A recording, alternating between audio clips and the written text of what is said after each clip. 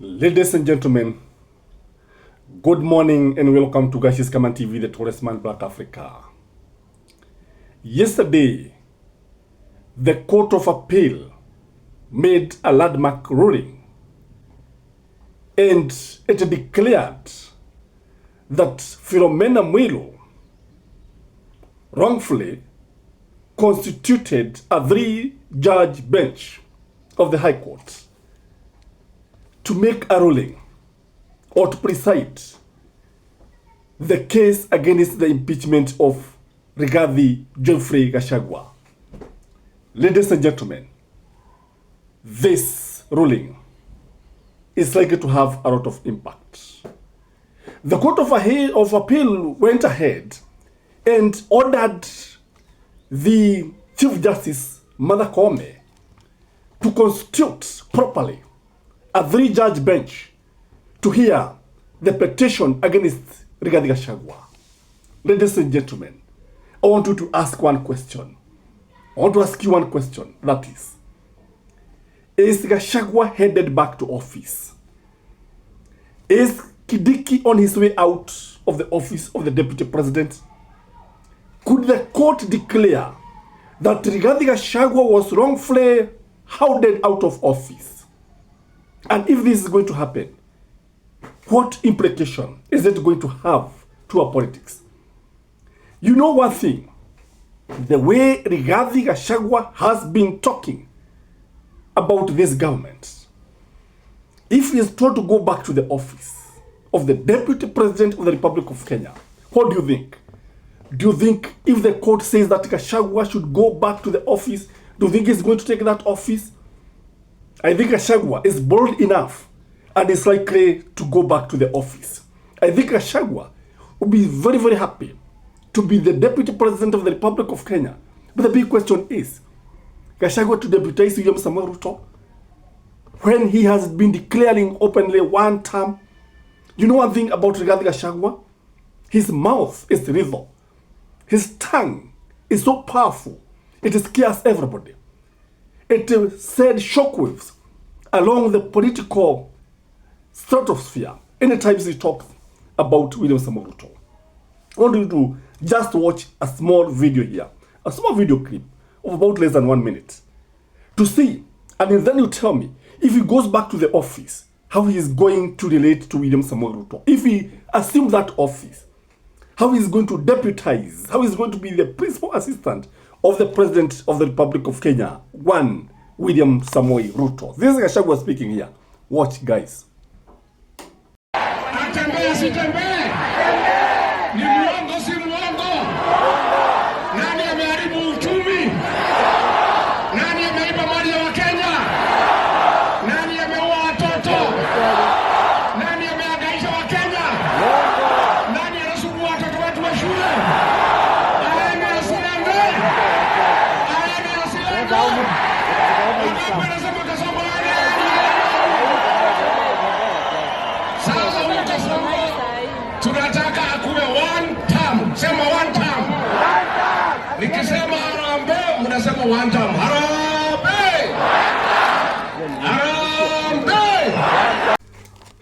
If Gashagua will go back to office, what do you think is likely to happen?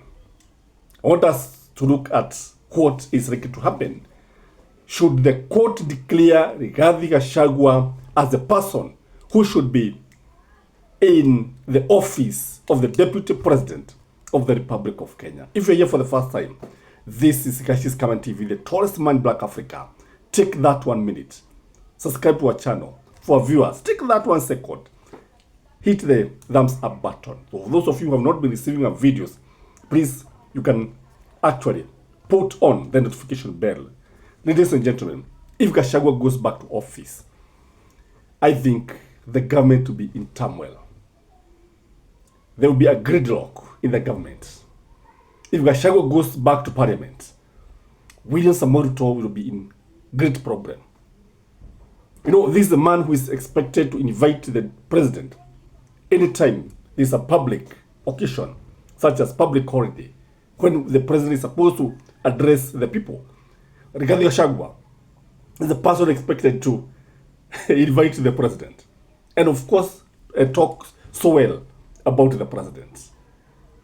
What do you think is going to happen? Do you think he's going to do it as he should?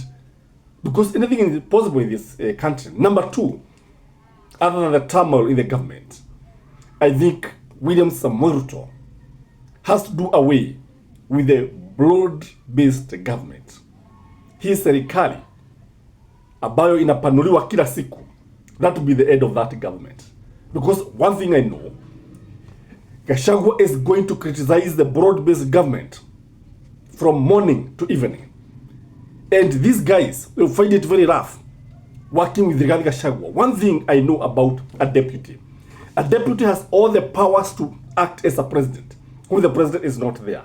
Should the president leave the office, however, there are some decisions that he cannot make. But as the acting president, the deputy president is actually the acting president.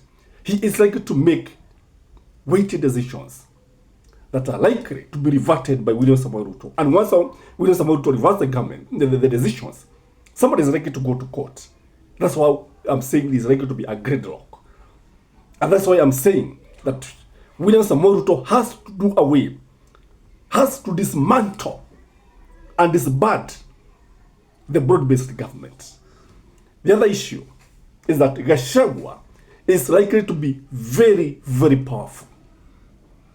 Like Dick Cheney, the former vice president of the United States of America, who was so powerful. In fact, America went to war with Iraq, courtesy of this man. And up to date, America has never recovered fully from this war. Even Iraq has never been the same again. Rigathi Gachagua is no pushover. Rigathi Gachagua is going to face William Samoei Ruto head on. If he goes to that office, what you're likely to see is a man who is going to expose William Samoei Ruto badly. You know, he's supposed to be in the cabinet, and he'll be attending the cabinet. So there'll be serious opposition within the cabinet. And any deal that the president is likely to make, Gachagua is likely to expose these guys. Should there be issues to do with corruption, kuna mtu ambaye anataka kadilo hapa na pale, Gachagua is not going to keep quiet. And as the deputy president of the Republic of Kenya, he is going to have access to most government documents, reports, and what have you. What is we are likely to see? In fact, Gachagua can help tame corruption in this country. You know, it could be God's way of working, of doing things. Unajua mambo ya Mungu wakati mwingine hayaeleweki. Unajua Mungu anaweza kumtoa Rigathi Gachagua katika kile kiti cha enzi kisha kamrejesha after he has armed him. Because when you look at Rigathi Gachagua, surely even William Samoei Ruto has to be very, very careful when dealing with such a deputy president. The other issue that we are likely to see is that we are likely to see his duties being taken by somebody like Musalia Mudavadi. But the way we know Gachagua is going to speak against this. In fact, I can foresee a situation where even Rigathi Gachagua is going to say the government as currently constituted is illegal. This is Gachagua for you. And if the court were to take Gachagua to the office, I can tell you, William Samoei Ruto will have a hell of time. I can tell you, Kimani Ichung'wah, you know, they cannot belittle the deputy president. Because he's somebody who will be a heartbeat away from the presidency. Anything can make him the president. And these guys have to change the way they'll be dealing with Rigathi Gachagua. Is it possible that Rigathi Gachagua is on his way to the office of the deputy president? The more things change, the more they remain the same. I'm looking at Kithure Kindiki.